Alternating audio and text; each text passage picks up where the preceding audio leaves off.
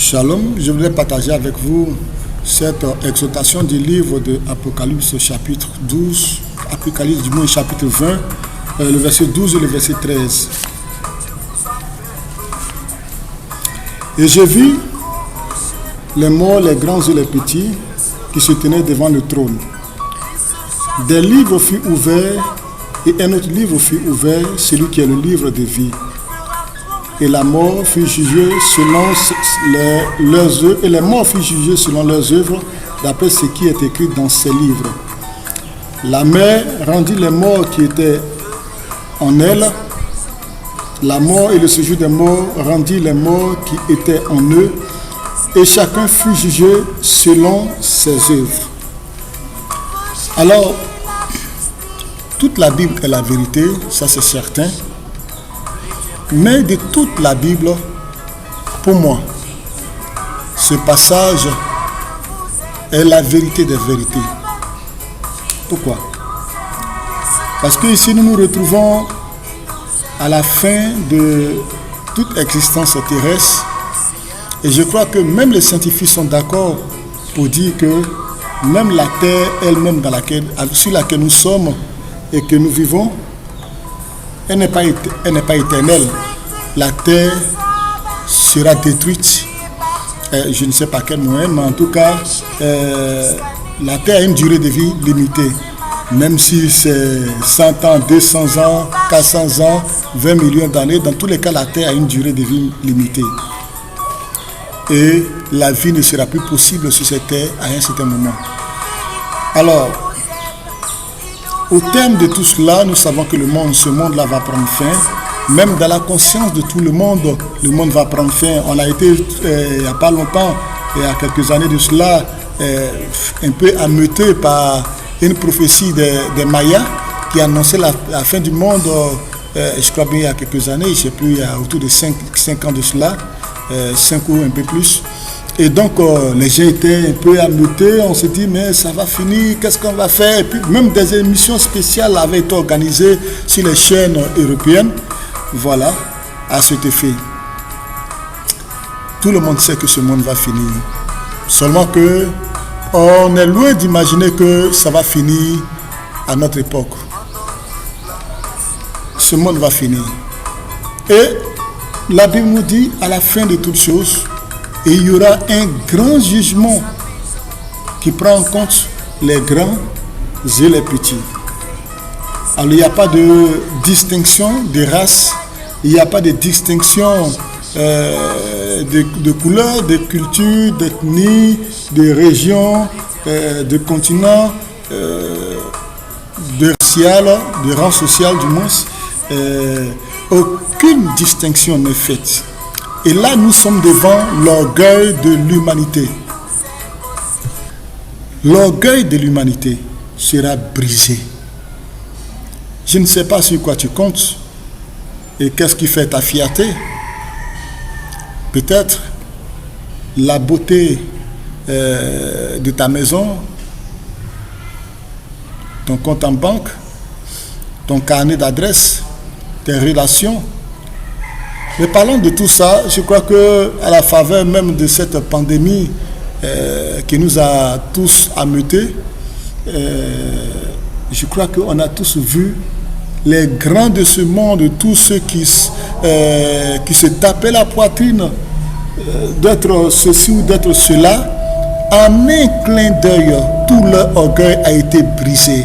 Si bien que aujourd'hui, même quand quelqu'un dit « je viens de l'Europe », on dit « on n'a pas besoin de lui ». Je crois que même dans une des villes de la Côte d'Ivoire, il y a un de leurs fils qui était en Italie, qui y a séjourné pendant plusieurs années et qui, à cause de la situation, est revenu au pays. Donc quand il est allé, je crois que toute la ville était ameutée. Il a fallu même que le préfet de cette localité fasse une déclaration pour dire que ce monsieur-là, il n'est pas contagieux, les tests ont été faits et puis bon, il n'est pas malade. Voilà, pour dire que ces gens-là qui revenaient de l'Europe, ils revenaient avec une grande fierté, un grand orgueil. Ils revenaient avec, je peux dire, avec mégalomanie. Voilà, c'est des gens qui étaient fanfarons. Moi, je viens de l'Europe, je fais ceci. Mais à la faveur de cette pandémie, personne ne voulait s'approcher d'eux. Quand tu dis tu viens de l'Europe, on dit va loin avec ta maladie. Cela veut dire quoi? Dieu a frappé l'humanité dans son orgueil. Et ceux qui sont morts, qui sont-ils? Ceux qui sont morts en grande quantité, c'est ceux qui avaient les moyens. On a vu beaucoup de personnes riches et prospères qui étaient mondialement connues, qui sont morts. Ces personnes mortes alors qu'elles avaient les moyens de se soigner pour n'importe quelle maladie. Et la mort est venue les surprendre. C'est-à-dire que leur orgueil a été brisé. Et c'est ce passage-là qui nous rappelle toutes ces choses. Grand et petit devant le trône de Dieu. L'orgueil de chacun. Tu sais qui je suis? Quand on va dans certaines administrations, mais la plupart des administrations, alors que d'autres font le rang, je dirais certains font le rang, il y a d'autres qui se font passer ou qui se disent être les plus nantis, les plus respectés, respectables, qui haussent les épaules et qui traversent la foule, on les reçoit royalement. Mais devant le trône de Dieu, personne ne prendra la place de l'autre. Chacun à son tour. Chacun à son tour. Alors tu as de l'argent. Gloire à Dieu. Ce n'est pas mauvais d'en avoir. C'est d'ailleurs une très bonne chose d'en avoir. Si tu en as, utilise cela pour te rapprocher de Dieu. Si tu n'en as pas, gloire à Dieu aussi, parce que tout ce que Dieu fait est bon. Peut-être que si tu en avais, tu ne serais pas la personne que tu es maintenant. Mais dans tous les cas, petits, tous devant le trône de Dieu. Et des livres furent ouverts, c'est-à-dire les 66 livres de la Bible. Et chacun sera jugé d'après ce qui est écrit dans ces livres. Et un autre vie, qui est le livre de vie, c'est-à-dire le livre dans lequel, le registre dans lequel se trouve le nom de tous ceux-là qui ont marché avec le Seigneur, avec fidélité, avec sincérité. La trompette va sonner et tous ceux-là vont se retrouver devant la justice de Dieu.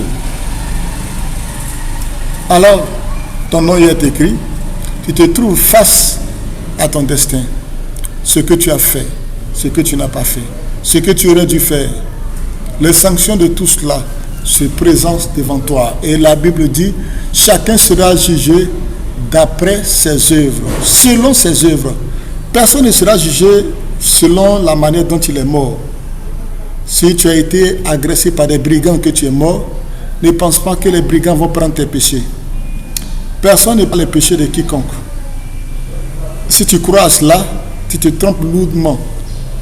La Bible dit chacun sera jugé selon ses œuvres. Alors, que tu sois pasteur, que tu sois un ouvrier dans l'église, que tu sois un évangéliste, que tu sois un simple laïc, que tu ne sois pas pasteur, du moins, que tu sois un athée, que tu sois un mécréant, que tu sois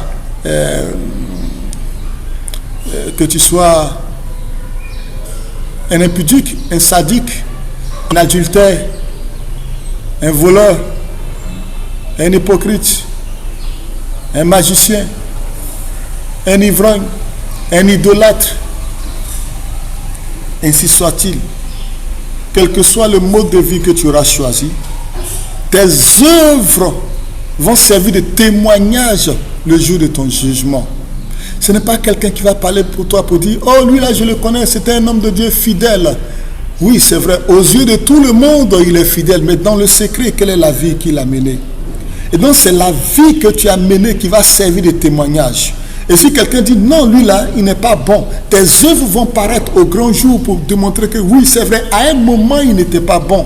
Mais il s'est repenti, il a donné sa vie au Seigneur Jésus-Christ. Et les œuvres qu'il a menées, les œuvres qu'il a faites, ces œuvres-là témoignent qu'il mérite le royaume de Dieu, la grâce, la vie, la félicité, l'éternité. Du coup, tous ceux qui pourront plaider contre toi, leur bouche sera fermée. aucune parole ne pourrait être prononcée. Pourquoi? Parce que tes œuvres, et c'est là que certains vont être surpris. Vous dites, mais n'avons-nous pas prophétisé en ton nom? N'avons-nous pas chassé les démons en ton nom? C'est vrai que quand tu es celui-là qui se présente devant le peuple de Dieu, et que Dieu veut parler à son peuple, et c'est toi qui es là, Dieu va parler à son peuple. Que tu sois bon ou que tu sois mauvais, Dieu va parler à son peuple.